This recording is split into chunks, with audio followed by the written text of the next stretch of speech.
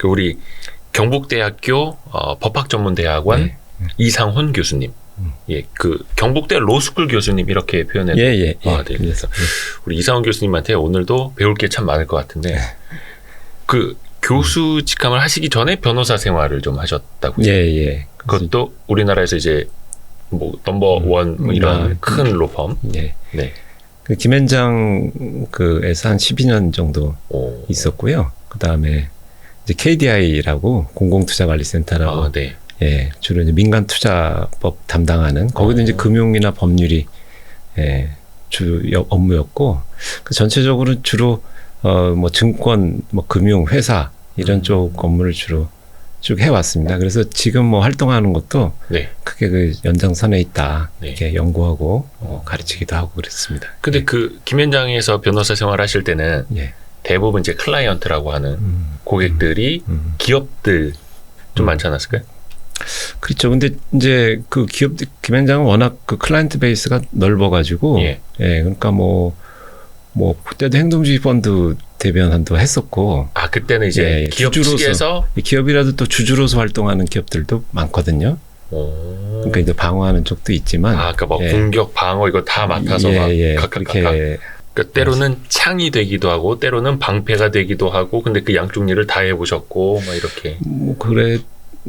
뭐 좀 오래돼가지고 그 자세히 기억은 안 나는데 대충 뭐 가리지 않고, 근데 주로 늘 주주이익에 관한 거에 이제 관심을 가지고 해왔고, 방어할 때는 아무래도 그 방어할 필요가 별로 많지가 않아요. 왜냐하면 주주이익을 보호하지 않는다는 게 우리 판례고 법리로 이제 로펌에서는 그렇게 이해가 되고 있기 때문에 제가 있을 때 당시에 뭐 지금도 크게 다르지 않다고 봅니다만 그러다 보니까 주주의 이익을 보호하지 않는다는 게 우리나라 보호할 의무가 없다. 회사를 성관 의무, 충실 의무 이런 게 있는데 이제 회사의 최고 경영진이 이제 이사, 대표이사 이런 사람들인데 결국 이런 사람들이 의무를 회사에 대해서만 부담하느냐, 이제 주주를 보호할 의무도 있느냐 이 쟁점이 있는데요. 거기서 오랫동안 주주는 보호 대상이 아니다 그런 취지로 되어 있어 왔고 그게 개인 회사가 아니라 주식회사여도 상장 회사여도요.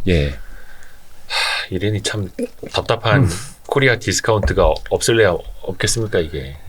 그래서 그게 뭐 아무래도 그게 이제 제일 대척점에 있는 나라가 이제 미국인 거고 또 이 반대편에 있는 나라가 이제 한국이라고 보이는 생각이 드는데요. 중간에 이제 일부 선진국 여러 유럽 나라들도 좀 있고.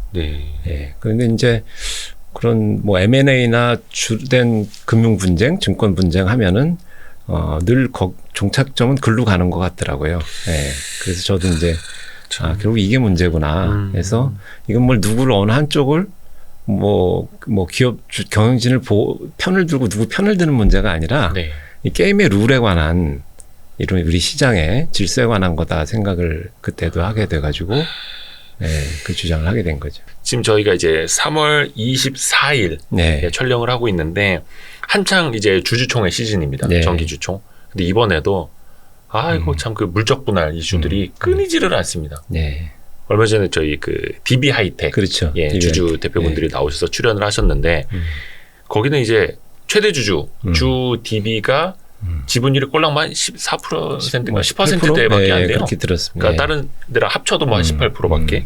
그렇군요. 그러니까 다른 주주들 다 합치면 92%인데 꼴랑 18% 가진 특수관계인들이 이거를 다 좌지우지를 하려고 하고 이게 굉장히 반복되고 있는데 최근에 이런 흐름들은 좀 어떻게 보고 계세요? 물적 분할 같은 것들.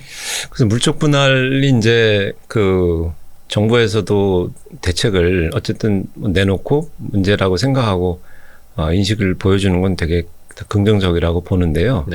좀 근본적인 좀 접근이 저는 필요하다 이렇게 봅니다. 그래서 DB 하이텍 같은 경우 이제 먼저 그 물적 분할이 뭘 제도를 자꾸 만들기 전에 그 왜 나쁘다는 건지 왜 주주한테 안 좋다는 건지 좀 근본적인 부분을 생각해 볼 필요가 있다 저는 그렇게 보고요. 그러니까 이제 그걸 우리가 문제라고 그러고 뭔가 법에 문제가 있다고 느낀다는 거는 뭔가 좀 부당하다, 불공평하다 이런 게 이제 깔려 있다는 거죠. 그럼 뭐가 불공평하냐 생각해 보면 물적 분할의 구조는 알짜배기 사업에서 일반 주주들의 그 주주권을 이제 없애는 거거든요. 쉽게 얘기를 하면 네. 100% 밑으로 내리다 보니까 상장 주식의 이제 다른 주주들은 주주권을 상실하게 되는 게 네, 이제 본질이고, 그렇죠. 예. 그러니까 그러다 보니까 그 모든 지배권을 총수, 지배주주 경영진에게 다 위임을 하는 꼴이 되고, 그러다 보니까 이제 그런 거기서 오는 어떤 리스크가 현실화되는 형태는 여러 가지가 있습니다. 우리나라는 상장만 문제라고 그러지만 그거는 제가 볼 땐 조금 너무 피상적인 접근이고 네. 상장도 있지만 그거랑 또 똑같은 걸 결과를 나올 수 있는 게 뭐 예를 들면 예전에 보면 이 총수 자녀들한테 그 주식을 판단 말이죠. 원가에. 그러니까 예. 싸게 팔고 뭐 비싸게 되사주고 막 예, 이런 예. 것들. 그렇게 그 물적 분할로 내린 100% 주식을 예. 그 일부를 또는 통으로 경영권 주식을 총수 자녀한테 판다든지 예. 또는 물적 분할이 아니어도 현물 출자를 해가지고 100% 만들면 또 똑같은 현상의 결과를 만들 수 있지 않습니까? 그래서 거기 결국 본질은 그 상장 안 하면 다 괜찮다 이게 아니고 그 주주권을 멀쩡한 주주들의 주주권을 왜 그 뺏어서 100% 주주로 해서 총수 경영진이 이걸 다 그 일종의 이제 몰수 같은 거죠. 네. 예, 그걸 왜 하느냐? 그게 이제 주주들을 위한 거냐 아니면 자신의 사적인 이익을 위한 거냐? 약간 그렇게 접근을 해야 된다. 그게 생각입니다. 그래서 이번에 DB하이텍도 보면은 지금 소액주주연대 그 주장하는 거 보도자료도 보고 하면은 네. 지금 가만히 놔두면은 그 DB하이텍이 저기 주가가 워낙 오르니까 그 위에 있는 모회사가 지주회사로 공정거래법상 지주회사로 지주체제 편입되게 되면 이제 여러 가지 번거로운 문제가 생기니까 그걸 피하기 위해서 주가를 누르려고 한마디로 쉽게 네. 얘기하면 이제 주가를 누르려고 물적 분할을 하는 거다. 그러면 DB하이텍의 주가가 떨어질 거고 네. 그러면 DB하이텍을 들고 있는 그 모회사에 그가 지주사로 편입되는 그 문제도 해결이 되고 이렇게 이제 그럴 거다 이렇게 주장을 하는데 물론 회사 측에서 당연히 공식으로 확인하는 건 아닙니다만은 그런 거에서 이제 드러나는 것 자체가 만약 그런 시나리오라고 보면 거기도 본질은 상장은 안 하는 거지만 상장을 안 하고의 문제가 아니고 일반 주주의 주주권을 그 총수의 어떤 지주사로 편입될 때 자신의 어떤 문제점 그거를 피하는데 그 이용한다. 이해상충이 있고 사적으로 그걸 이용한다. 예, 그게 조금 너무 말이 어려운가요? 그게 본질이다 이렇게 봅니다. 그렇죠. 어떻게 보면 이제 기업 가치를 다른 그러니까 알짜 자회사들, 네. 그러니까 자회사로 만들어서 알짜 사업을 자회사로 만들어서 다른 사람들은 이제 관여하지 못하도록 만들고, 그렇죠. 혹은 이거를 이제 자기네들끼리의 어떤 철옹성을 또 구축하는데 써먹기도 하고. 예. 그러니까 밑에 그 자회사로 내린다는 거는 여러 가지 이제 우리가 주식이라는 거는 그 크게 뭐 두 가지 측면이 있습니다. 현금을 거기에 있는 영업이익이라든지 자산이라든지 이런 거를 지분 비율대로 자기가 파악해서 가진다는 의미. 그걸 이제 현금 수취권이라고 하는데 그런 게 하나가 있고요. 네. 의결권 가치가 있습니다. n분의 1씩. 네. 예. 그래서 그걸 이제 컨트롤 지배권 가치라고 두 가지가 결합이 되는데 네. 우리나라는 그동안 이 지배권 가치가 너무 좀 무시되어 왔어요. 네. 그 지배권 가치를 총수나 지배 경영진에게 이전하는 거에 대해서 별로 그렇게 문제시하지 않는 그 별게 아닌. 근데 그게 나중에 다 부메랑으로 돌아오거든요. 그러니까 그룹 자체적으로 다 합쳐버리면은 총수 일가 가진 지분이 뭐 한 5%밖에 안 돼도 그들이 다 모든 의사결정권을 갖고 있는 걸 우리는 그동안에 당연시해왔죠. 예. 그렇죠. 그리고 그 5% 가지고 있는 사람이 다른 일반 주주의 지분을 이렇게 몇 프로씩 이렇게 긁어가도 네. 일반 주주 입장에서 보면 자기한테는 그거로 인한 가치 손상이 되게 작다고 생각하거든요. 네. 근데 그게 뭉치면 큰데. 예. 그래서 그게 근데 집단적으로 많이 하면 그 지분율이 꽤 되고 그걸 가져가면 나중에 이제 뭐 합병이라든지 분할이라든지 뭐든지 무소불위로 배당을 안 해도 뭐 꼼짝을 못 하고 예를 들면 이번에 행동주의 펀드도 그 많이 성공을 하고 하셨지만 그 50% 넘어가면 일단 그런 게 불가능하지 않습니까? 네. 아무리 얘기를 해봐야. 그렇죠. 그러니까 그 이야기는 그 지배권 가치를 함부로 쉽게 넘겨주는 거가 나중에는 그 현금 가치에도 안 좋게 돌아오고 굉장히 큰 걸 잃게 된다. 네. 근데 물적 분할은 이제 그 가장 극단적인 형태죠. 100%를 다 의결권 가치를 가져가기 때문에 네. 지배주주로서는 그 100% 자회에 대해서는 어떤 뭐 견제권이나 임원선임권, 뭐 소송권이 약간 열려 있긴 하지만 여러 가지 제약이 있고 그래서 그 지배권 가치가 이제 크게 제약이 되니까 어떻게 견제할 수가 없다는 측면이 하나가 있고요. 두 번째는 그 상장을 하게 되면은 그 주식에 대해서 자기가 매도하고 적정한 주가 때 팔아서 현금을 차익을 실현하고 이럴 수 있는 기회가 다 봉쇄되지 않습니까? 네. 예, 그 두 가지 측면에서 이제 일반 주주에게 손해가 돌아오는 거라. 그래서 저는 이제 그래서 물적 분할 문제도 그 총수와 경영진과 일반 주주의 어떤 이해상충, 그런 그다음에 일반 주주의 집단으로서의 일반 주주의 부가 총수에게 이전되는 그 측면, 그걸 문제다라고 문제 정의를 해야지만 올바른 해법이 나온다. 지금 나오는 해법은 문제 정의를 그렇게 하는 게 아니고, 네. 그냥 시장 주가가 떨어지니까, 그냥 개미들이 아우성 치니까, 그래서 비유를 들면 이런 거죠. 우리가 기침을 콜록콜록 하면 당장 이제 기침 못하게 뭐 입을 막든지 기침약을 주든지 하는 식의 해법인데, 네. 근원적으로는 이제 기침이 뭐 폐렴 때문에 하는 건지 코로나 때문에 하는 건지 그걸 원인을 봐서 그 원인균을 내다가 약을 그렇죠. 써야 되지 않겠습니까? 네.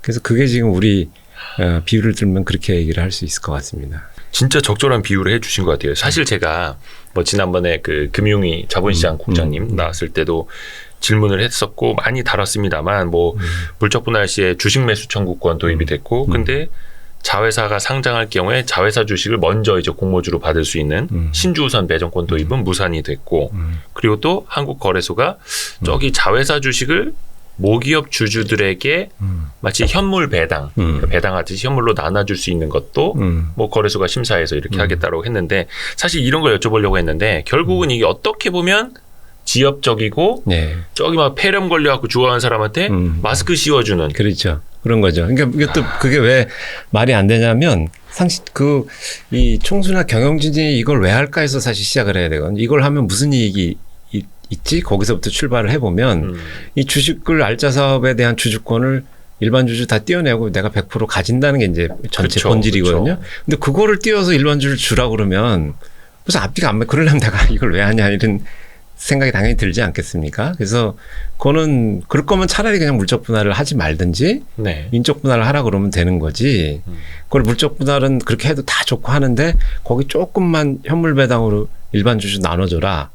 그거는 이 물적 분할을 허용했던 그 취지랑도 좀 안 맞고 총수가 무슨 생각하는지에 대해서 관심이 좀 없는 거죠. 그렇게 앞뒤가 안 맞는. 그러면 예. 근본적인 대책이랄 게 혹시 있을까요? 예를 들어서 그냥 물적 분할 다 하지 말아라 그게 되는지 아니면 물적 분할 했으면 재상장은 안 시켜준다라는 게 근본적인 대책일지 물론 이제 예전에도 IMF 이후에 빠르게 이제 부실사업부문 정리할 수 있도록 물적 분할 어떻게 보면 더 장려했던 게 그 당시 있잖아요. 근데 그게 물론 지금 몇 년입니까? 25년? 25년 됐죠. 예. 25년이 지났는데도 지금 유지가 되고 있어서 문제긴 한데 근본적인 대책이랄 게 좀 어떤 게 있을까요? 그래서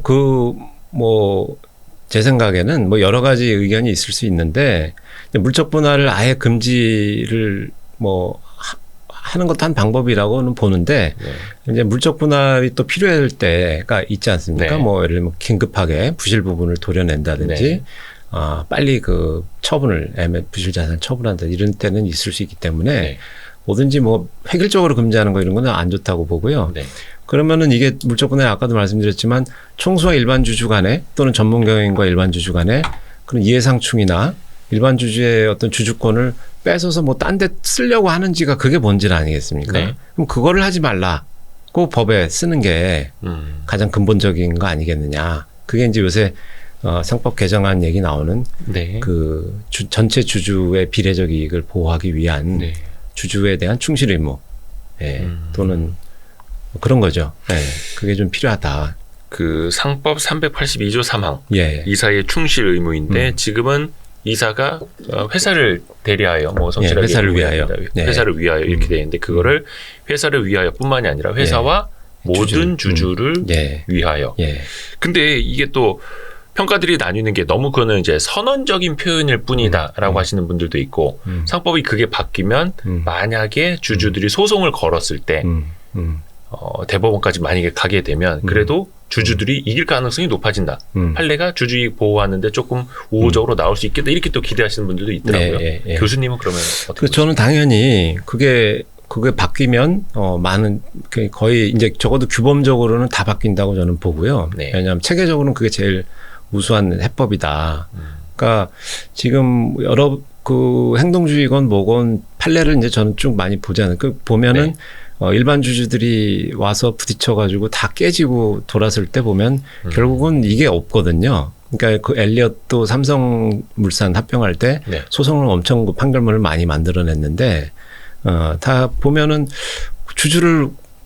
주주한테 이렇게 하면 주주평등이 위반되고 주주에게 손해고 이런 얘기를 막 하면 왜 그래야 되는데 이렇게 하는 거거든요. 그러니까 왜 주주를 왜 비례적으로 왜 보호해야 되는데 없죠. 이거예요? 충실 의무가 주주를 보호하는 게 아닌데 그리고 그 논리는 되게 단순합니다. 그 조문에 회사라고만 써 있거든요. 그러니까 이게 딱딱하게 해석을 하는 입장에서는 법인격이 다른데 회사라고만 써 있는데 어떻게 주주를 거기다 안 써 있는 걸 어떻게 함께 넣어서 읽느냐, 읽어줄 수는 없는 거 아니냐. 네. 근데 사실 주식회사라는 게 자본을 구성하는 단위가 이제 주식으로 이루어져 있고 그게 상장까지 되어 있고 공모까지 했고 많은 주주들이 같이 참여하니까 회사가 곧 주주들 이 꼴을 아니겠습니까? 근데 왜 판례가 그렇게 나오는 걸까요? 그렇죠. 이제 그렇게 볼 수도 있는데요. 그게 그러니까 이제 법적인 의무를 논할 때는 이게 법인격이 달라지면 손익 주체가 달라지거든요. 예를 들면 물적 분할 같은 경우도 회사를 위해서 하라 그러면 회사에는 아무 손해가 없어요. 그냥 회사를 하나짜리를 둘로 나눴을 뿐이지. DB하이텍 같은 뭐 공장을 어디 파는 것도 아니고 영업 뭐 IP가 누출된 것도 아니고 아무 문제가 없거든요. 아마 회사는 거기 회사는 그대로 있을 거. 아마 건물도 제가 볼 때 뭐 사람도 나눌 필요가 없을 거예요. 네네. 그냥 등기부만 하나 여는 거 말고는 아무 의미가 없거든요. 그러니까 회사라는 그 항아리에 담겨 있는 그 내용물은 전혀 변화가 없고 거기에 이제 빨대 꽂고 있는 주주들의 어떤 이 구성을 콤비네이션을 지금 바꾸는 거거든요. 네. 그렇기 때문에 회사에 대한 선관 충실 의무다 이렇게 얘기를 하면 그게 주주 손해 보는 것까지 커버해 줘야 되는 거냐 이런 게 논리적으로 당연히 연결되지는 않죠. 그리고 판례는 그 부분에 대해서 딱 브레이크를 걸고 있는 거다 이렇게 말할 수 있고요. 실제로 그래서 미국의 이제 제일 그 양대 산맥이라고 하는 회사법에 델라웨어주하고 모범회사법 보면은 이사의 충실 의무에 그래서 회사하고 옆에 주주를 꼭 병기를 합니다. 그냥 회사 그러니까 라이어빌리티나 듀티 그러니까 의무나 책임 이런 거 소송적인 딱 부러지게 누구한테 책임질 거냐 이렇게 할 때는 두루뭉실하게 회사가 주주 아니야 이렇게는 안 되거든요. 법이라는 거는 상대방이 누군지 명확해야 되기 때문에 그 점을 저는 거기는 그렇게 해서 인식을 했기 때문에 라이어빌리티 책임 또는 의무 여기에다 컴퍼니 or its shareholders 이렇게 한 줄 세 단어가 더 있습니다. 그래서 저는 이제 한국도 우리가 차이는 이제 결국 그거고 우리도 그렇게 해야 되겠다. 해서 이제 그런 주장을 하고 아마 법안도 그런 취지로 구성이 된 걸로 알고 있습니다. 어떻게 보면 너무나 상식적이고 너무나 당연한 건데 우리가 참 그 공백이 너무나 컸었던. 그렇죠. 근데 또 반대로 생각해 보면 진짜로 상법 382조 3항 이사의 충실 의무에 모든 주주를 대리하여 그 몇 단어가 없었다고 지금까지 판례가 그렇게 났다라는 게 그걸로 이게 규칙이 되나요? 글쎄, 그러니까 뭐 예를 들면은 뭐 사례가 일단 많고요. 그러니까 합병의 경우에는 합병만 생각해봐도 두 회사의 이제 항아리 속에 담긴 내용물을 그냥 커피잔하고 우유잔하고 한 대 섞는 거거든요. 회사로만 보면 회사는 아무 뭐 누출되는 게 없고 근데 이쪽 커피잔에 있던 빨대 가진 사람하고 우유잔에 있는 사람하고 빨대 몇 개로 나눠줄까의 문제거든요. 합병 비율이라는 거는. 그래서 그게 문제가 됐을 때 몇 건의 판례에서 계속 그 합병 비율 문제는 회사의 문제는 아니다 해서 자본시장법 규정만 지켰으면 문제가 없다. 삼성물산 합병에서도 비록 대법원까지 안 가고 이제 1심 단계이긴 하지만 가처분과 무효소송에서 여러 차례 중앙지법 레벨에서는 다 확인이 됐던 그 판시고요. 예전에도 호남에틸렌하고 그때도 합병 비율이 너무 기울었다 해서 이제 가처분 소송에 한번 걸린 적이 있는데 그건 좀 오래된 거 80년대 나온 민사지법 판결입니다만 그 의의가 크기 때문에 교과서에서 여전히 소개될 정도의 그런 판결인데 거기서도 가처분이라는 거는 회사의 손해를 방지하기 위해서 하는 건데 여기는 회사의 손해는 없지 않느냐. 그렇게 해서 이제 기각이 된 사례가 있습니다. 주주는 손해를 볼지언정. 그거 말고도 아마 제가 볼 때는 LG화학도 물적 분할도 요새 이렇게 많이 하고 주주들이 아우성을 치지만 근데 지금 로스쿨에서 1년에 변호사 2,000명씩 나오거든요. 누구도 주주 모집해서 소송하겠다는 사람은 없지 않습니까? 그러네요. 네, 그거는 제가 볼 땐 그건 안 된다고 이미 전 판단이 선 거다. 이렇게 보고 있습니다. 이미 과거 판례들을 봤을 때 네. LG화학 주주들을 규합시켜서 LG에너지 솔루션 떼내서 상장한 거를 소송을 걸어도 이길 수가 없다. 이길 수 없다. 그리고 법이 그렇게 되어 삼성물산 합병 삼성그룹의 경우에 네. 에버랜드에서 그 너무나 저가 발행을 했을 때 주주들에 대해 전환사채. 예, 전환사채. 네. 그때도 그게 핵심 이슈였습니다. 그게 네. 그러니까 로펌은 제가 볼 때 아마 대형 로펌에서 기업 실무를 하는 전문적인 변호사들은 다 아마 수긍을 하실 거다. 뭐 당부를 떠나서 적어도 지금 한국의 프랙티스는 그렇다. 네. 실제로 그 뒤로 몇몇 기업들도 네. 에버랜드 그 전환사채 저가 발행 사건처럼 그거는 이제 대법원까지 갔는데 당시 이사들 다 무죄 난 걸로 알고 네, 있거든요. 예. 그래서 다른 기업들이 똑같이 따라했죠. 예. 삼성 저대로 하면 되네. 무죄네. 우리도 그러면 전환사채 재벌 뭐 총수 일가에게 저가로 이제 예. 해주면 되네. 계열사들은 다 이거 사고 싶어도 다 포기하고 예. 저 실권주 났으니까 오너 집안에 다 싸게 이렇게 드리고. 그 지난번에 어디 심혜섭 변호사님이라고 왜 얼마 전에 얘기를 들었는데 그 정관 개정안을 제안을 했대요. 상법에서 그 회사를 위한다고만 돼 있으니까 주주를 위하여라는 문구를 추가하는 걸로 정관을 개정안을 주주 제안을 했더니 예, 그 회사 측 로펌 대리인인 로펌에서 네. 이건 한국의 판례법상 안 받아 위반되는 정관이다. 법에 없는데 어떻게 회사 정관에 넣느냐. 그렇죠. 막 법에 이런 없는 식으로. 정도가 아니고 법에 없어도 임의 규정이라 그러면 법에는 없지만 자기가 추가로 넣을 수가 있는데 네. 법에 저촉이 되면 안 되거든요. 없다고 해서 꼭 저촉이 되는 건 아닐 수 있는데 이건 법에 저촉이 된다고 본 거죠. 왜냐하면 그러니까 판례가 오히려 웃긴 거다. 그러니까 회사가 경영진이 주주를 보호하겠습니다라고 정관에 넣으면 법에 저촉이 되는. 그렇죠. 그러니까 그걸 적어도 의무화하는 거는 네. 그러니까 이제 그쪽 입장에서 선회를 하면 회사 보호는 의무이고 주주 보호는 재량이고 근데 그걸 주주를 의무화하는 걸 넣으라는 거는 한국의 판례에 비춰보면 한국법에 위반된다. 그래서 못 받아주겠다. 이런 취지라고 해서 저는 그거는 제가 볼 땐 당연히 예상되는 반응이고 설령 주주 제한이 돼서 만약에 정관 개정안이 통과됐더라도 그거에 기해서 이사의 책임을 묻겠다 그러면 또 아마 그 정관은 무효다.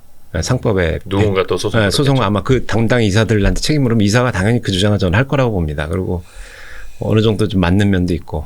당연히 뭐 회사 대주주나 그 대주주 한두 명만을 위해서 일하는 당시에 혹은 현재 경영진들은 당연히 안 좋아하겠죠.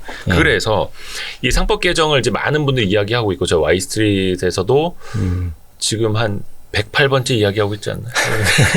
많이 이야기를 했는데. 예, 와이스트릿이 참 되게 지배구조에서 이런 이슈가 별로 인기 없고 하는 걸로 저도 알고 있는데 제일 지속적으로 관심 가져주시고 이렇게 할애해 주시는 것 같아서 그러게요. 참 감사하게 생각하고 별 말씀을 별 말씀 또 해야 될 일이죠. 왜냐하면 모든 사람들, 모든 국민들, 1,400만 주식 투자자들에게 다 적용이 그렇습니다. 되는 일이니까 예. 사실 이게 진짜 중요한 건데. 예. 자, 그런데 문제는 몇몇 의원님들이 개별적으로 상법 개정안을 발의를 하셨더라고요. 네. 자, 근데 이게 법이라는 게 국회를 통과해야만 생기는 것 아니겠습니까? 네. 개정이 되는 것 아니겠습니까? 네. 그 가능성 자체는 혹시 어떻게 보세요? 진짜 상법이 주주들이 원하는 대로 변경이 될 가능성.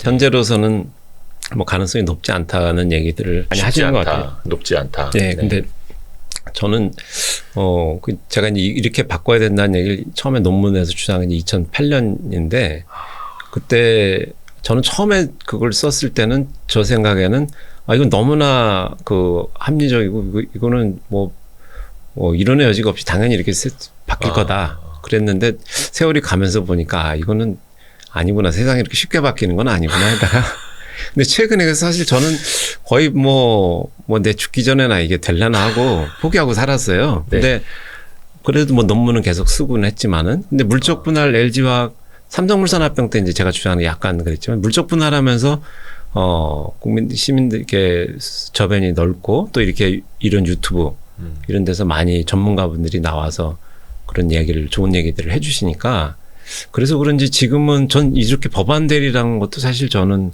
이렇게 빨리 되리라고는 기대하지 않았고. 지금 15년 걸렸는데 이거 빨리 된 거예요? 2, 3년에 15년 동안의 그 기울기보다 2, 3년의 기울기랑은 최근 2, 3년은 비교가 안 되고 법안이 나왔다는 것만 해도 전 그것도 두 의원 그룹에서 것만 해도 대단하고 그다음 또 하나는 이제 최근에 그 카카오 그 신주 발행 가처분 판결 거기 보면은 그 법원에서 주주의 비례적이라는 단어를 2번이나 써요. 그 제가 알기로는 그게 최초거든요. 판결에서 그런 표현을 쓴 게. 상법에 그게 없는데 법원에서. 그러니까 기존의 패러다임 가지고 하면 회사 이익만 보호하는 거기 때문에 주주의 이익은 명문의 규정이 있어야지만 보호를 한다는 게 이제 논리책엔 맞아요. 성관 충실이 들어가면 규정이 있든 없든 그건 항상 북극성, 나침판 북극성처럼 항상 그게 깔리는 건데 그걸 인정하지 않는 마당에서는 꼭 규정이 있어야지만 특별 규정이 있어야지만 인정이 되는 거고 그건 뭐 다른 판결에서도 됐던 건데 그 카카오 판결에서는 그 이렇게 특별한 규정 418조인데요. 그 조문이 그거의 위반이다 이렇게 표현을 안 하고 주주의 비례적 위반이다. 그래서 굉장히 저는 놀라운 그래서 이거 읽어보면 그 논리 체계나 사고 방식은 거의 제가 평소 주장하는 거랑 흡사해서 이게 뭐 패러다임이 바뀌었나 할 정도로 그 굉장히 전향적인 판결이라고 저는 보는데요. 그래서 이게 이제 쉽게는 빠르게는 안 되지만 차근차근 저 옛날엔 제축기 전엔 어렵다 했는데 요새는 제축기는 되지 않을까. 혹은 뭐 가까운 시일 내에 또 세상이란 게 또 에너지가 또 쌓이면 뭐 어느 한순간에 되기도 하는 것 같고 해서 기대를 하고 있습니다. 방금 이제 에너지 이야기를 하셨는데 그 LG 에너지 솔루션이 어떻게 보면 큰 에너지를 줬죠. 그 에너지를 하면 1,400만 뭐 동학개미를 비롯해서 대한민국 개미들이 진짜 막 분노하고 그래서 뭉칠 수 있고 목소리를 낼 수 있고 또 이제 저변이 넓어지고 이제 뭐 초등학생부터 7, 80대 어르신들까지 다 같이 이제 주식 투자를 하는 그런 대한민국이 되어 있어서 많이들 이제 관심을 갖고 있는 것 같습니다. 그럴수록 정부도 그렇고 정치권도 그렇고 귀 기울이지 않으면 자신들이 이제 혼나고 도태되고 표를 잃고 떨어지고 하니까요. 좋은 말씀이십니다.